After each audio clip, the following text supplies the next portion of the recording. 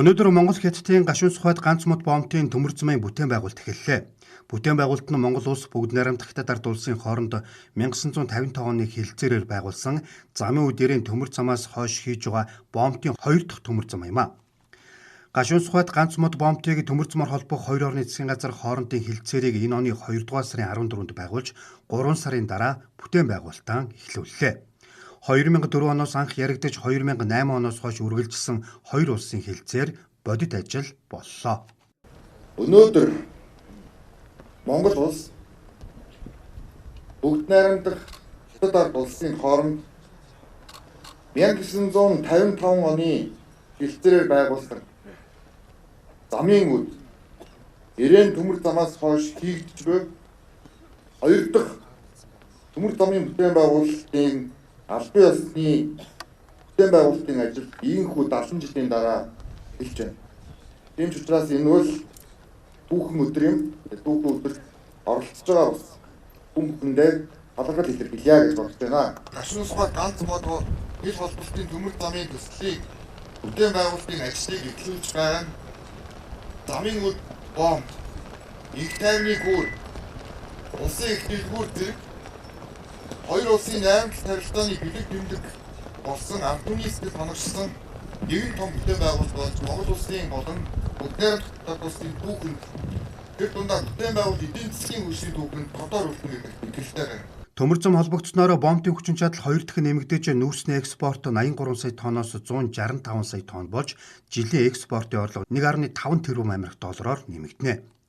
Монгол улсын засгийн газрын 2024-өөс 2028 оны үйл ажиллагааны хөтөлбөр туссан 14 мега төслийн нэгдүгээрт эренбэлэгдсэн гашуун сухад ганц мод боомтын төмөр замын төслийг хэрэгжүүлэх хүрээнд Монгол бүгд найрамдах Хятад ард улсын засгийн газар хоорондын хамтын ажиллагааны хэлэлцээрийг тус улсын харьбын хотноо байгуулж улсын хурал энэ оны 3 дугаар сарын 27-ны өдөр хэлэлцэж сойрхон баталсан.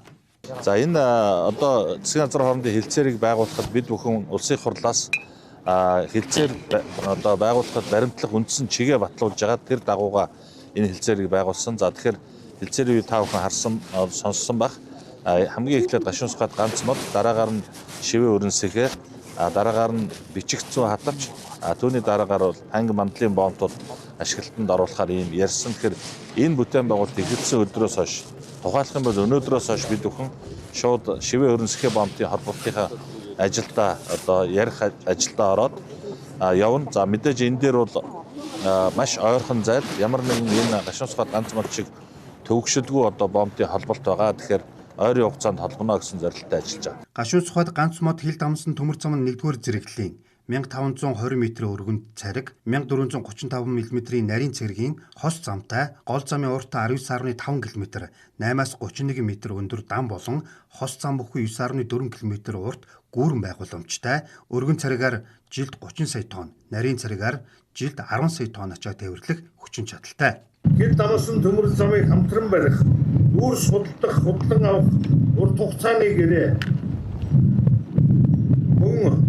нүүрсийн уурхай хүчин чадлыг нэмэгдүүлэх гэсэн бор хүчин чадал үйл ажиллагаа хэрэгжүүлэхээр тохирсон бөгөөд 3 гэрээний нэг болох хил дамсан төмөр замыг хамтран барих хэлэлцээрийг зам тээврийн яамнаас Хятадын талтай хэлэлцэн тохирч өнөөдөр арын үсэг зурж баталгаажууллаа.